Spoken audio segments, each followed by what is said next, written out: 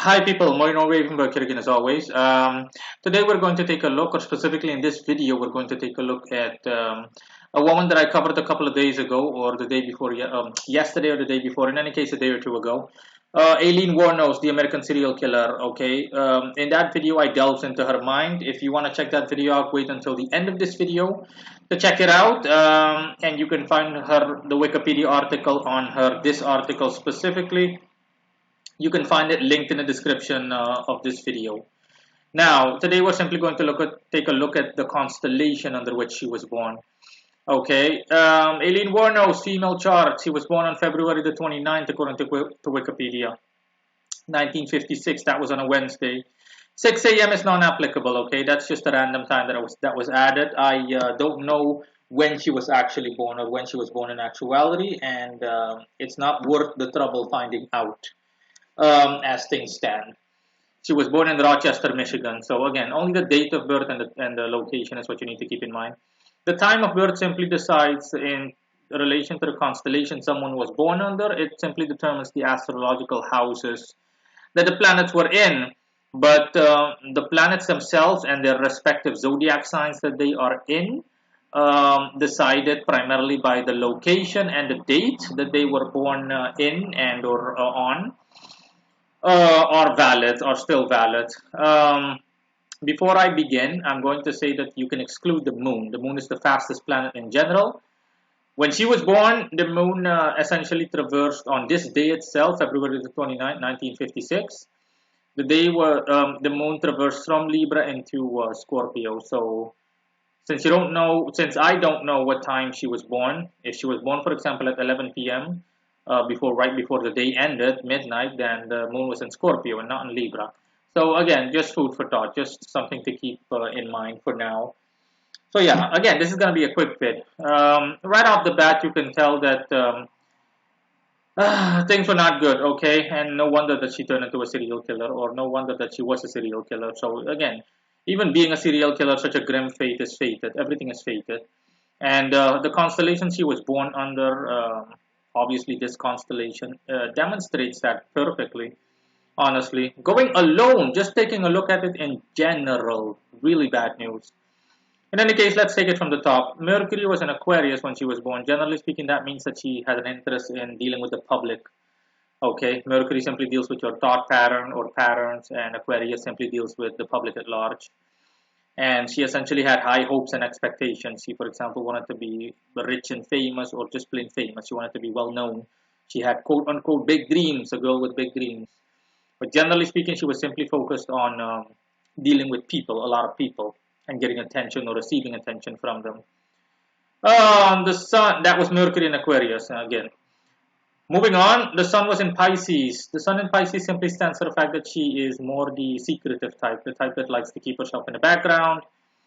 And she, generally speaking, is a fan of being clandestine, so clandestinity, if you will. But the rest also dreamy and sensitive. Slight psychic abilities or clairvoyant abilities. Yeah, I know, at a certain level, these two can't contradict each other, but it is what it is, okay? Again, moving on. And the troubles already begin here with Venus. Venus is in Aries. Venus is at its weakest in Aries. People that know their astrology know that Venus rules Taurus and Libra. Again, Taurus and Libra. And which zodiac sign opposes Libra? That's right, Aries. Venus at its Aries in general, a woman that has Venus in Aries is a woman that is ugly in general. Unless the rest of the chart negates that or opposes that, the woman will be ugly, as in physically unattractive. She will be the exact opposite of what you expect a woman to be. Instead of charming and graceful, she's the exact opposite. She's rude, abrasive. She is, she's just an overall bitch, to put it that way. You know, those kind of women, those that look like bitches as well as act like them, yeah. This is the placement for a grade A bitch, and that's what Aileen was. No offense to her.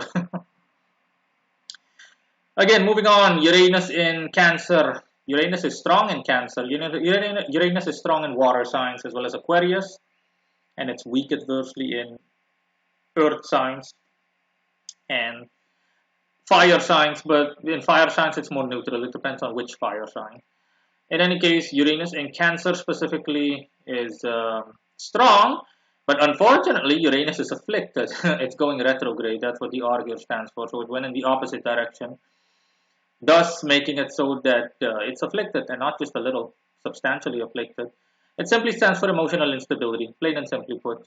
Just in one sentence, two words, emotional instability. She was very emotionally unstable, and she had essentially suffered from emotional bipolarness, if you will. Keep going, keep going. Jupiter and Pluto both in Leo, both going retrograde. OMG, yeah. Jupiter is essentially neutral in Leo. Pluto, yeah, no. Pluto is weak in Leo. Okay, let me start with Jupiter first. Jupiter in Leo, which stands for the fact that there's generally speaking a lot of flamboyance, and there's a lot of interest in romantic affairs and romanticism, essentially being romantic, having a lot of lovers, or spending a lot of time thinking about lovers and whatnot. Um, but yeah, again, both of them are going retrograde, so both of them are afflicted, and not just a little. Okay, like that wasn't enough. So this both of these planets clearly indicate that's why they're conjunct one another. They're right next to each other. Pluto in Leo is also not good. Not to mention the fact that it's double afflicted, so super afflicted. It simply stands for someone that has a prima donna complex, essentially. Someone that screams, look at me, I want attention." Someone that wants to be the center of attention. In any case, in this specific case, it already indicates the trouble she has with lovers, essentially, primarily with men. Okay, just from a neutral point of view, taking heterosexuality into account. But overall, it applies across the board, just generally speaking overall. Both Jupiter and Pluto, afflicted, heavily afflicted in Leo, indicate that she had a strong interest in romantic partners and having romantic partners and whatnot. But she had tremendous difficulty in getting along with all of them in general, and she was forceful. That's what Pluto indicates. She essentially wanted to shove her opinions and her thoughts and so on and so forth down the throat of everybody that she was with romantically. So essentially overbearing, kind of like having a and if I can't have you, no one will kind of complex. And this already indicates why she essentially went on that killing spree and started killing people whom she perceived as potential lovers or love interests or love partners, as well as the fact that her romances, generally speaking, did not work out to say the least. So yeah, both of these already indicate that clearly trouble on the horizon, tremendous trouble. Now, remember what I said about the moon. The moon was either in Libra or in Scorpio when she was born. Based on her personality, I would say it was in Scorpio. But again, I'm just gonna ignore the moon. Okay, if the moon was in Libra, it simply stands for stable emotions in general. But if the moon was in Scorpio, it simply stands for emotional intensity of a destructive nature. Most likely it is Scorpio. That's why I say Scorpio. But it doesn't matter. We'll just declare the moon NA in general. Now, Neptune, 0 degrees. Yeah, sorry, ignore the degree. I force a habit of mine. Neptune in Scorpio going retrograde again. um, Neptune is strong in Scorpio. Someone that was born under Neptune in Scorpio is someone that has a high level of clairvoyance. It would go together with the moon, with the sun being in Pisces. But one problem, it's going retrograde. It stands for distorted reasoning and essentially being mentally confused, but in an aggressive way. Okay, essentially lashing out mentally due to spiritual confusion. That's the best way to put it. That's what this stands for. Bear in mind, Scorpio is the sign that deals with fatalities in general. It deals with death and with and honestly, in this context, murder. So yeah, again, you can see how everything connects. These two and this one, these three planets alone already indicate everything that you'll find in the way of information on Aileen Wuornos and the horrible things she did. Moving on, you've got Saturn in Sagittarius. Saturn in Sagittarius stands for the fact that, generally speaking, she has an interest in foreign locations, essentially, traveling to foreign locations, and generally speaking, just trying to get by there, looking for a better life, and so on. And that is indeed the case based on what I know. That's why she was born in Rochester, but she moved around a lot, and she ended up all the way in Florida.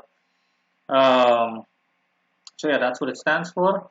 Mars in Capricorn is a nice and strong planet. Mars is at its strongest in Aries, in Scorpio, and in Capricorn. Okay, Martian Capricorn, generally speaking, stands for someone that is devastatingly ambitious, to the point where they almost topple everything and everyone that comes in their way, but in a constructive manner. Although in her case, honestly, based on what I've seen, Mars has to be afflicted. Mars might be in one of the strongest signs it's in, but I think there are a lot of negative aspects. It's most likely negatively aspected to Pluto and Jupiter, or to Uranus. In any case, not good, or to Venus. Despite the fact that Mars is strong, if it's negatively aspected, which it more likely is, like I just said, then it will simply stand for forcefulness. It stands for a relentless attitude towards accomplishing or achieving your goals and or ambitions, or just plain destructive capabilities. Let's just say a kind of a burn the world down kind of scenario, or attitude or mentality. It's almost conjunction. It's only off by 1 degree to Lilith, the black moon. Um, you could practically consider this a conjunction. Lilith in Capricorn is also substantially afflicted. Lilith is strong like the regular moon in all. The black moon, similar to the regular moon, is strong in all water signs. So Cancer, Scorpio, and Pisces. And it's weak in all earth signs, Taurus, Virgo, and Capricorn.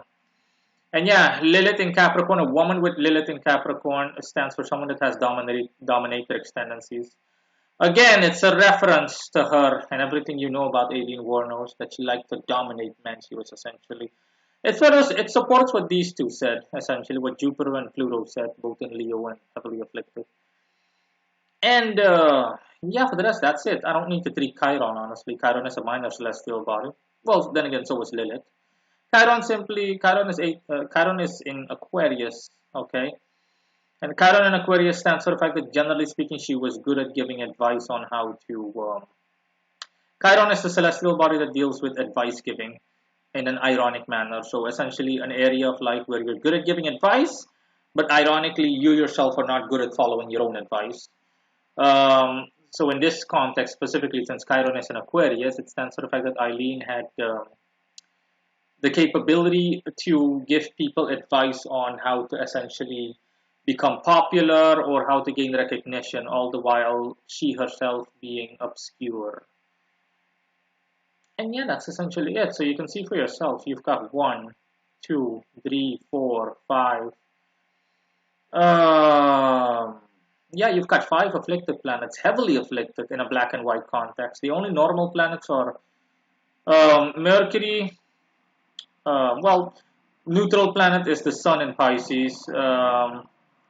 The Moon is either one of the two. Um, Saturn is also neutral in Sagittarius, and she only has two strong planets, classically strong planets: Mars in Capricorn and Mercury in Aquarius. So yeah, that's essentially it. So you can see for yourself how everything played out indeed as fate had put it forth. That's why she became such a horrendous killer. Her hatred for men, because men took advantage of her entire life. It just goes on and on and on. The destructive tendencies, the going on a murder spree, it just goes on.